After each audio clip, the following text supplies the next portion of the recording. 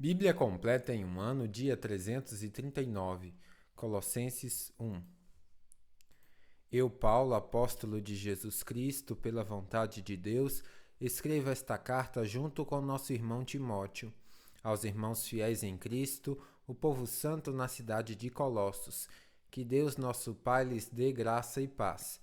Sempre oramos por vocês e damos graças a Deus Pai, de nosso Senhor Jesus Cristo, pois temos ouvido falar de sua fé em Cristo Jesus e de seu amor por todo o povo santo, que vem da esperança confiante naquilo que lhes está reservado no céu. Vocês têm essa expectativa desde que ouviram pela primeira vez a verdade das boas novas. Agora, as mesmas boas novas que chegaram até vocês estão se propagando pelo mundo todo.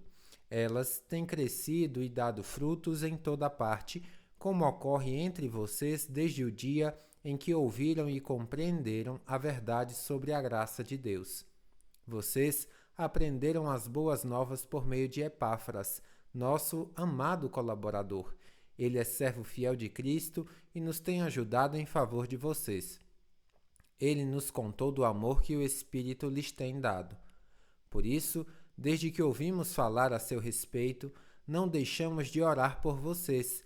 Pedimos a Deus que lhes conceda pleno conhecimento de sua vontade e também sabedoria e entendimento espiritual.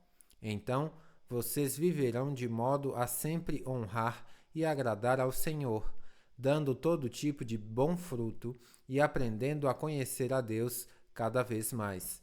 Oramos também para que sejam fortalecidos com o poder glorioso de Deus, a fim de que tenham toda a perseverança e paciência de que necessitam, que sejam cheios de alegria. E sempre deem graças ao Pai. Ele os capacitou para participarem da herança que pertence ao seu povo santo, aqueles que vivem na luz. Ele nos resgatou do poder das trevas e nos trouxe para o reino de seu Filho amado, que comprou nossa liberdade e perdoou nossos pecados. O Filho é a imagem do Deus invisível e é supremo sobre toda a criação, pois, por meio dele, todas as coisas foram criadas, tanto nos céus como na terra. Todas as coisas que podemos ver e as que não podemos, como tronos, reinos, governantes e as autoridades do mundo invisível. Tudo foi criado por meio dele e para ele. Ele existia antes de todas as coisas e mantém tudo em harmonia. Ele é a cabeça do corpo que é a Igreja. Ele é o princípio supremo sobre os que ressuscitam dos mortos. Portanto, ele é o primeiro em tudo. Pois foi do agrado do Pai que toda a plenitude habitasse no Filho, e por meio dele o Pai reconciliou consigo todas as coisas, por meio do sangue do Filho na cruz. O Pai fez as pazes com todas as coisas, tanto nos céus como na terra. Isso inclui vocês, que antes estavam longe de Deus, eram seus inimigos, deles separados por seus maus pensamentos e ações. Agora, porém, ele os reconciliou consigo por meio da morte do Filho no corpo físico. Como resultado, vocês podem se apresentar diante dele santos, sem culpa e livres de qualquer acusação. É preciso, porém, que continuem a crer nessa verdade e nela permaneçam firmes. Não se afastem da esperança que receberam quando ouviram as boas novas, que foram anunciadas em todo o mundo e que eu, Paulo, fui designado servo para proclamar. Alegro-me quando sofro por vocês em meu corpo, pois participo dos sofrimentos de Cristo que continuam em favor de seu corpo, a Igreja. Deus me deu a responsabilidade de servir seu povo, anunciando-lhes sua mensagem completa. Essa mensagem foi mantida em segredo por séculos e gerações, mas agora foi revelada ao seu povo santo, pois Deus queria que eles soubessem que as riquezas gloriosas desse segredo também são para vocês, os gentios, e o segredo é este: Cristo está em vocês, o que lhes dá a confiante esperança de participar de sua glória. Portanto, proclamamos a Cristo, advertindo a todos e ensinando a cada um com toda a sabedoria, para apresentá-los maduros em Cristo. Por isso, trabalho e luto com tanto esforço na dependência de seu poder que atua em mim. Colossenses 2. Quero que saibam quantas lutas tenho enfrentado por causa de vocês e dos que estão em Laodiceia, e por muitos que não me conhecem pessoalmente. Que eles sejam encorajados e unidos por fortes laços de amor e tenham plena certeza de que entendem o segredo de Deus, que é o próprio Cristo. Nele estão escondidos todos os tesouros de sabedoria e conhecimento. Eu lhes digo isso para que ninguém os engane com argumentos bem elaborados. Pois, embora eu esteja longe, meu coração está com vocês, e eu me alegro de que estejam vivendo como devem e de que sua fé em Cristo seja forte. E agora, assim como aceitaram Cristo Jesus como Senhor, continuem a segui-lo. Aprofundem nele suas raízes e sobre ele edifiquem sua vida. Então sua fé se fortalecerá na verdade que lhes foi ensinada, e vocês transbordarão de gratidão. Não permitam que outros os escravizem com filosofias vazias e invenções enganosas provenientes do raciocínio humano, com base nos princípios espirituais deste mundo e não em Cristo, pois nele habita em corpo humano toda a plenitude de Deus. Portanto, porque estão nele a cabeça de todo governante e autoridade, vocês também estão completos. Em Cristo, vocês foram circuncidados, mas não por uma operação física, e sim espiritual, na qual foi removido o domínio de sua natureza humana. No batismo, vocês foram sepultados com Cristo e com ele foram ressuscitados para a nova vida por meio da fé no grande poder de Deus que ressuscitou Cristo dos mortos. Vocês estavam mortos por causa de seus pecados e da incircuncisão de sua natureza humana. Então Deus lhes deu vida com Cristo, pois perdoou todos os nossos pecados. Ele cancelou o registro de acusações contra nós, removendo-o e pregando-o na cruz.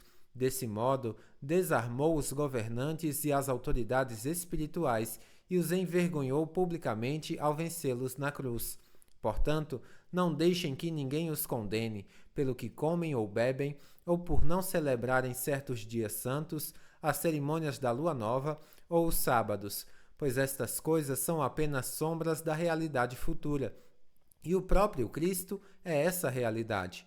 Não aceitem a condenação daqueles que insistem numa humildade fingida e na adoração de anjos e que alegam ter visões a respeito dessas coisas. A mente pecaminosa deles os tornou orgulhosos, e eles não estão ligados a Cristo, que é a cabeça do corpo, unido a ele por meio de suas juntas e seus ligamentos. O corpo cresce à medida que é nutrido por Deus.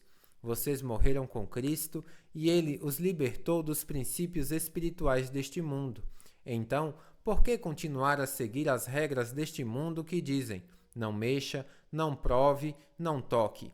Essas regras não passam de ensinamentos humanos sobre coisas que se deterioram com o uso. Podem até parecer sábias, pois exigem devoção, abnegação e rigorosa disciplina física, mas em nada contribuem para vencer os desejos da natureza pecaminosa. Colossenses 3. Uma vez que vocês ressuscitaram para uma nova vida com Cristo, mantenham os olhos fixos nas realidades do alto, onde Cristo está sentado no lugar de honra à direita de Deus. Pensem nas coisas do alto e não nas da terra, pois vocês morreram para esta vida, e agora sua verdadeira vida está escondida com Cristo em Deus. E quando Cristo, que é sua vida, for revelado ao mundo inteiro, vocês participarão de sua glória. Portanto, façam morrer as coisas pecaminosas e terrenas que estão dentro de você. Fiquem longe de sua imoralidade sexual, da impureza, da paixão sensual, dos desejos maus e da ganância, que é a idolatria. É por causa desses pecados que vem a ira de Deus. Vocês costumavam praticá-los quando sua vida ainda fazia parte desse mundo. Mas agora é o momento de se livrarem da ira, da raiva, da maldade, da maledicência e da linguagem obscena. Não mintam uns aos outros, pois vocês se despiram de sua antiga natureza e de todas as suas práticas perversas. Revistam-se da nova natureza e sejam renovados à medida que aprendem a conhecer seu Criador e se tornam semelhantes a Ele. Nessa nova vida, não importa se você é judeu ou gentio, se é circuncidado ou incircuncidado, se é inculto ou incivilizado, se é escravo ou livre. Cristo é tudo o que importa e Ele vive em todos. Visto que Deus os escolheu para ser seu povo santo e amado, revistam-se de compaixão, bondade, humildade, mansidão e paciência. Sejam compreensivos uns com os outros e perdoem quem os ofender. Lembrem-se de que o Senhor os perdoou, de modo que vocês também devem perdoar. Acima de tudo, revistam-se do amor que une todos nós em perfeita harmonia. Permitam que a paz de Cristo governe o seu coração, pois como membros do mesmo corpo, vocês são chamados a viver em paz. E sejam sempre agradecidos. Que a mensagem a respeito de Cristo, em toda a sua riqueza, preencha a vida de vocês. Ensinem e aconselhem uns aos outros com toda a sabedoria. Cantem a Deus salmos, hinos e cânticos espirituais com o coração agradecido. E tudo o que fizerem ou disserem, façam em nome do Senhor Jesus, dando graças a Deus o Pai por meio dele. Esposas, sujeitem-se cada uma a seu marido, como é próprio a quem está no Senhor. Maridos, ame cada um a sua esposa e nunca a trate com aspereza. Filhos, obedeçam sempre a seus pais, pois isso agrada ao Senhor. Pais, não irritem seus filhos para que eles não desanimem. Escravos, em tudo, obedeçam a seus senhores terrenos. Procurem agradá-los sempre, e não apenas quando eles estiverem observando. Sirvam-nos com sinceridade por causa de seu temor ao Senhor. Em tudo o que fizerem, trabalhem de bom ânimo, como se fosse para o Senhor e não para os homens. Lembrem-se de que o Senhor lhes dará uma herança como recompensa e de que o Senhor, a quem servem, é Cristo. Mas, se fizerem o mal, receberão de volta o mal, pois Deus não age com favoritismo. Colossenses 4. Senhores, sejam justos e imparciais com seus escravos. Lembrem-se de que vocês também têm um Senhor no céu. Dediquem-se à oração com a mente alerta e o coração agradecido. Orem também por nós, para que Deus nos dê muitas oportunidades de falar do segredo a respeito de Cristo. É por esse motivo que sou prisioneiro.